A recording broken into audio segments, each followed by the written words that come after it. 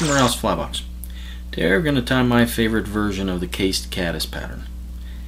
It's the version that I've been tying and fishing predominantly here through southern and central Pennsylvania, probably the last 4 or 5 years. And it's very productive for me, and hopefully it'll add to your box as well. We start off with a size 14 curved shank hook. This is an Orvis bead head hook, but I do not use a bead for this pattern. I like to fish this pattern specifically with split shot and let it bounce and roll in the current. And we're going to start off with size 6/0 black uni thread.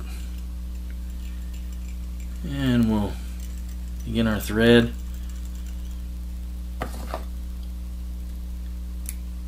Work it back to the end of the shank. We'll bring this thread back to about the point of the barb, just slightly into the curvature of the hook, or the hook bend. And then we're going to form a dubbing loop. I roll it over my finger, give 2 wraps, flip it under and over, and then we're going to bring my standing thread up to the 3/4 portion of the shank of the hook. Next we're going to apply wax. I like to use wax with squirrel. The body is going to be squirrel. Apply wax on both sides. And the dubbing that I use is rusty brown squirrel dub. This has got a little bit of antron in it. It's hairline, I believe. Number 4. And we're going to dub that on fairly liberally. You don't want any clumps. I have a clump right there. Strip them out, but you're gonna dub it fairly heavy. But then you're not gonna counter spin it or flatten it out. And then you can use a dubbing tool if you want. I use a shepherd's hook, long one. It's been with me for a while.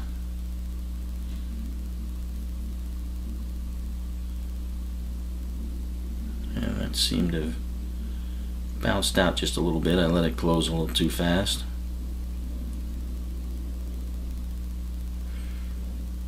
And once you got your dubbing loop in place, you're going to spin it.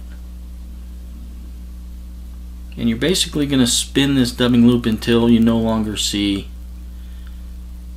the black thread. That's the rule of thumb that I use. Until you can no longer see the thread color, you keep spinning. And I spun it a little bit light in the beginning here, so I'm going to use up that excess thread. Bring our dubbing as it starts back to the back.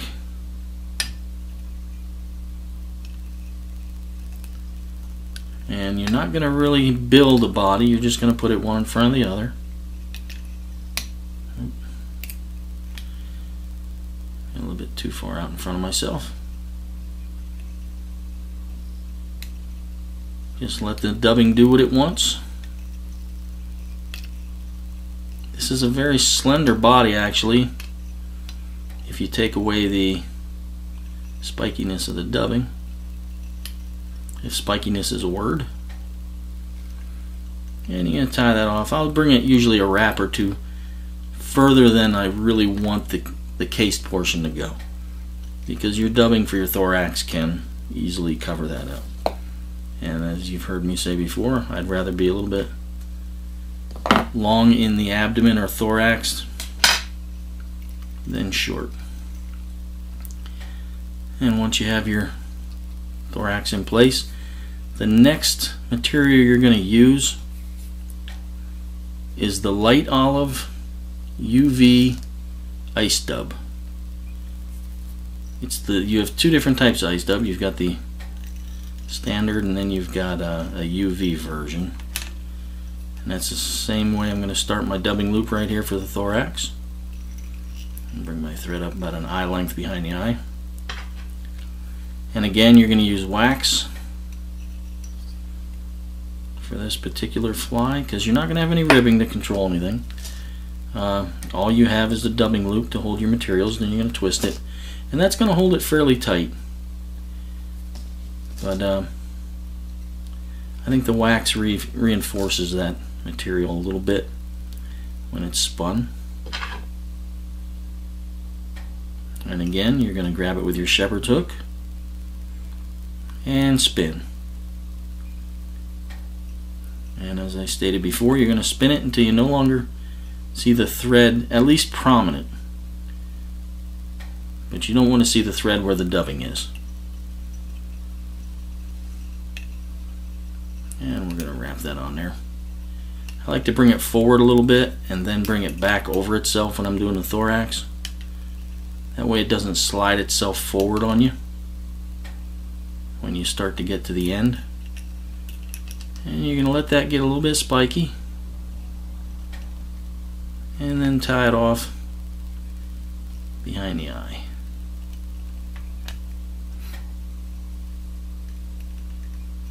A couple wraps behind, a couple wraps in front, and we're going to clip that off. And I got a little bit crazy with that dubbing.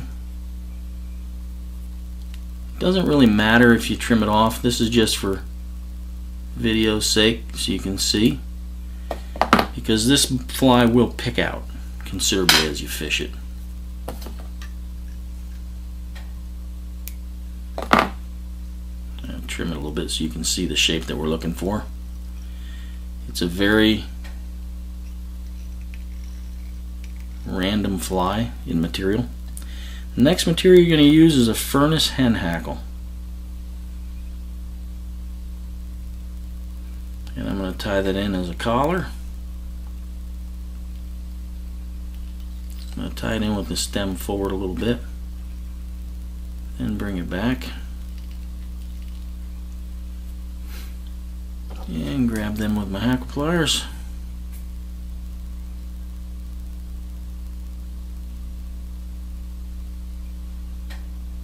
And we should be able to get pretty much the entire feather wrapped on here. A good 3 wraps.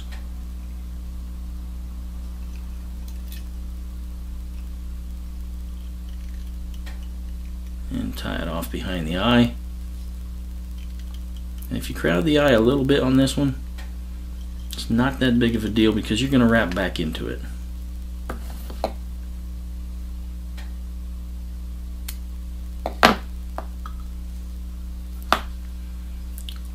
And I'll wet my fingers, pull it back, get some of those flyers under control.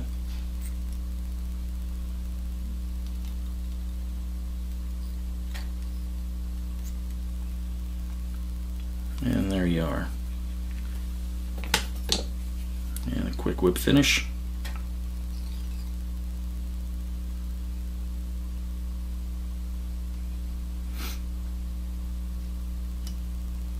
Very buggy pattern. It's like I said, it's unweighted. I like to fish this particular pattern as if it's floating or rolling downstream, helpless, caught in the current. So I will fish this with a split shot about a foot above it and let this thing swing around in the current. But there it is. Case caddis pattern. One of many. This happens to be the one that I fish predominantly around here. Does very well for me on most of the streams I fish. Hope it adds to your box as well. Good luck this spring. See you on the water.